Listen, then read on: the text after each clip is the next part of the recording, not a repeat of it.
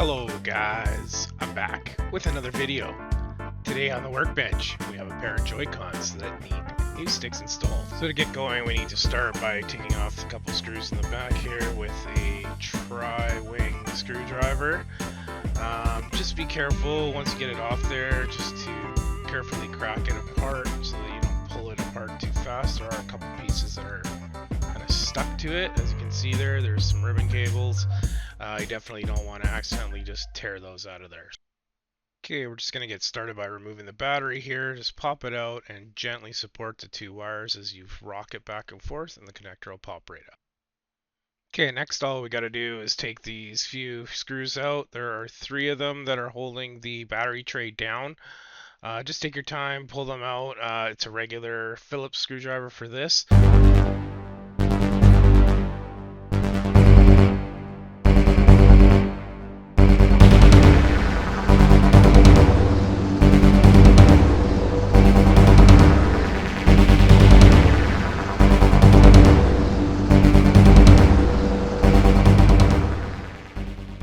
So once you get that out of the way, there's basically that one ribbon up top.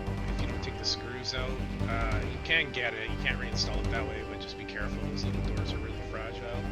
Here I'm taking the last ribbon off and basically exposing where the Joy-Con is. So there's just a few screws that hold that in, and you can pull it right out. Next up is undoing the little door that holds the Joy-Con connector in, or the little flex cable. Again, be careful with those. They're very fragile. You don't want to put too much pressure on them. And then remove the 2 screws that hold the Joy-Con module in. Once that's disconnected, you can just kind of shimmy it out. Just be careful.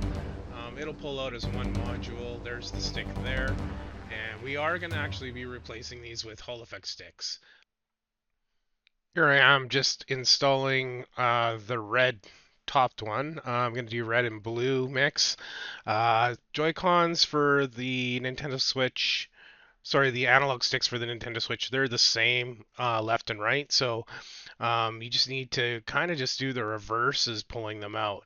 Being gentle with the flex cables, using a pair of tweezers is usually easiest, and just take your time putting things back together and everything will be good.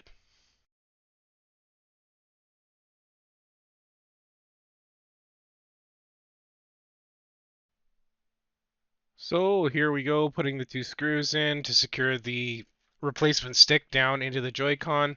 2 small gold Phillips screws go here. There's not too many different screws in this thing, but just keep them apart so that you don't get mixed up which screws go where. But basically get those in, and you're done as far as that's concerned. I did the ribbon cable already, so it's just reassembly from here. Once you got the top piece back together and the Joy-Con reinstalled, you can just work on getting the 2 ribbon cables from the other half reinstalled. You need to get this all back together before you try and put the battery tray back in, as it covers these connectors. So once they're in, you have to kind of start working extremely fragile now, because obviously you've got, ribbon cables are being tugged on. So here you can see me putting the button back in, and I'm going to be getting ready to reinstall that one plate. This is the trickiest part here, is to get the L button to get reinstalled here. You've got 2 buttons. You've got the shoulder screw, and then you've got the R2 above it. So this is actually the button for R2. You have to get this installed before you try and put the backplate on it, because you'll never be able to do it because it basically covers it. So you got to get that in, and then you need to put the plastic piece on top of it, which locks the whole piece together, which is your battery tray here. Sorry about that, guys. My head was in the way for most of that, but it's back together. I've got a couple more screws to put in, and then the battery, so we'll get there right here and just do the last couple pieces, and we'll put this back together and we'll get started on the next one.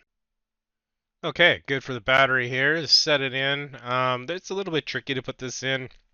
The connector is really small, so it helps to have a pair of tweezers to help you with this. You can also just kind of work it in there as well. That's kind of what I ended up doing here, but it is really, really tight and it's hard to kind of manipulate the connector to where you need to get it to. So using a set of tweezers that are pretty good to like good clamping force will really help you out here in getting that battery connector back in. Basically, all you got to do is get it lined up and then just give it a little shove and make sure it's all the way in. Once we got that in, we basically got to get the L2 button reinstalled. It kind of just clips in. There's two little side pegs that hold the button in. You gotta get them lined up. There's also two springs that are sitting there that you need to be careful of.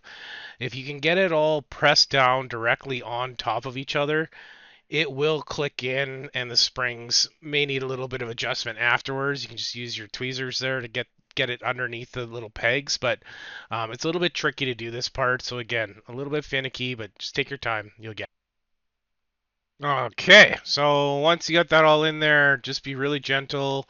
Make sure everything is going in nice and square when you press the two halves together. But as long as everything is been put together properly, you should just be able to clip it together and then reinstall your screws. And then we can move on to the next one.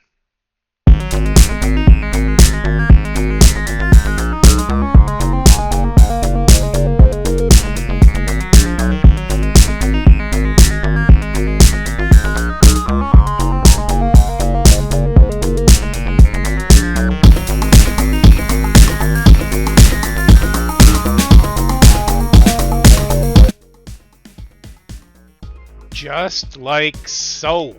Now that this one's done, we can put this away. This is the right Joy-Con. I was thinking everything was reversed, so it was actually the right Joy-Con I was working on. So where I say L1 and L2, I actually mean R1 and R2. So here we go on the next one, and we'll get this torn down much the same way. Now, there are a couple subtle differences between the two halves. They're not too different, but you can see here that there are more screws that are holding this battery plate in. So you just got to make sure you get those all out of the way and just take your time on this, and you will reveal the same type of setup that's underneath, and we'll replace that one stick here. Okay, so once you get the battery plate out of the way and the button and everything out of the way, it reveals the Joy-Con on the left side. There are a couple little pieces in here. Just keep track of them, make sure you don't lose them, and we'll make sure we get those back together. But at this point, we're ready to start taking the Joy-Con out.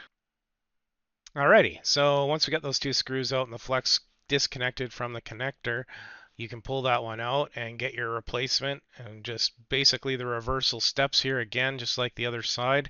As you can see, there's not too many steps to this, but this is very small, and the pieces that you're working with are very hard to kind of manipulate. So you need to be as delicate as possible when you're taking these apart and replacing them. But as long as you're gentle and you kind of use the tweezers where you need the help to guide the cables into the connectors and things like that, it's not a big deal. But it is a finicky job. Let's put it this way. Okay, so we've got that all secured. Everything is back in place. You'll notice that I've got the shoulder screw in there for L1, and L2 again sits on top of that little switch. You can kind of see me guiding it in there. You need to have that again plugged in before you try and put this back plate back on there. I usually like to secure it with one screw or two screws and then kind of just do the rest. Okay, this is where I'm going to clip the the L2 shoulder in onto those clips, and when I put it on there, I noticed the springs underneath were not in the capture points. This is a bit of a pain in the butt to get those springs to get under this side. The L side seems to be a little more difficult than the R side. So again, just take your time with the tweezers. You're gonna have to manipulate that spring until you get it under the peg that's underneath that